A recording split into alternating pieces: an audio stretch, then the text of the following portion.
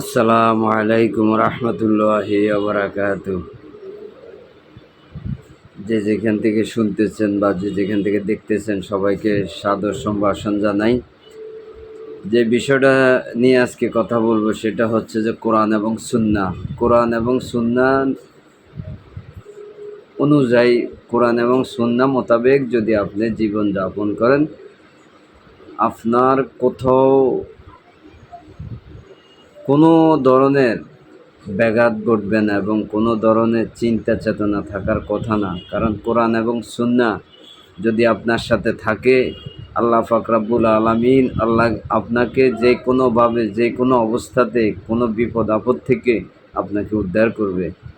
এর মধ্যে কোরআন এবং সুন্নাহর মধ্যে সবচেয়ে গুরুত্বপূর্ণ এবং সবচেয়ে দামি সম্পদ সেটা হচ্ছে আপনার দাড়ি মোবারক।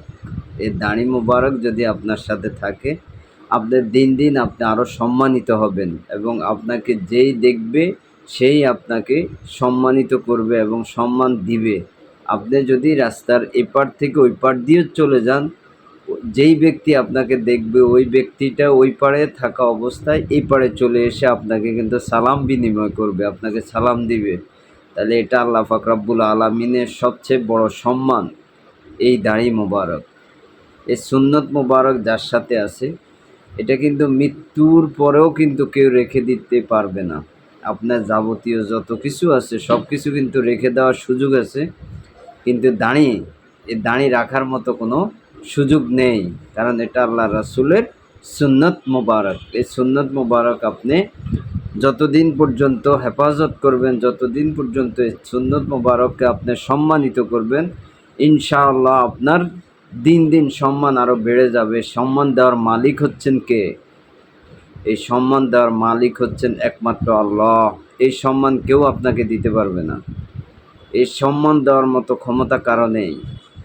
অনেকের মুখে দেখবেন একটা দাঁড়িয়েও নেই, অনেকের মুখে দেখবেন কিছু সংখ্যক দাঁড়িয়ে আছে, এখানে আছে এখানে নেই, এখানে আছে বা ওইখানে নেই, বা কারো একটা দুইটা দাঁড়িয়ে আছে।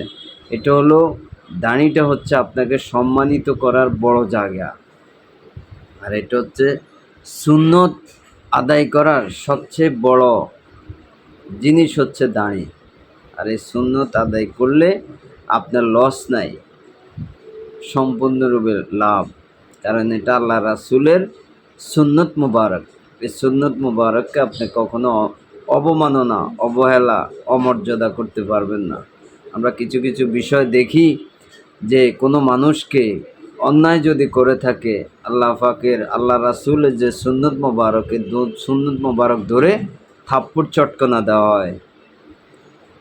সুন্নত মুবারকের উপরে আপনার কোনো অন্যায় নেই, সুন্নত তো সুন্নতেই।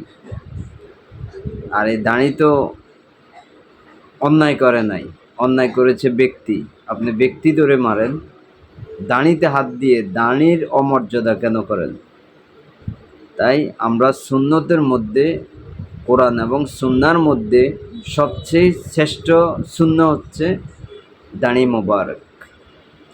এই দাড়ি মোবারক হচ্ছে আল্লাহ রাসূলের সুন্নতের মধ্যে একটা। তাই আমরা সুন্নত আদায় করার জন্য অন্ততপক্ষে দাড়িটাকে সম্মান করব এবং দাড়িটাকে রাখবো, দাড়িটাকে কাটবো না। কারণ আল্লাহ রাসূল নিজেই বলছেন, এই দাড়ি যখন উঠে, এই উঠা অবস্থায় যখন এই দাড়ির উপরে খুর বা ব্লেড লাগানো হয়, যেই ব্যক্তি লাগায় ওই ব্যক্তি আমার কলিজায় আঘাত করে। তাহলে এটা তো একটা ছোট কথা না, এটা অনেক বড় আঘাতপ্রাপ্ত কথা। তাই আমরা চেষ্টা করব দাড়ির সম্মান এবং দাড়িকে মর্যাদাপূর্ণভাবে নিজের কাছে রাখার চেষ্টা করব। আল্লাহ পাক রব্বুল আলামিন আমাদেরকে সে তৌফিক দান করুক, আমিন।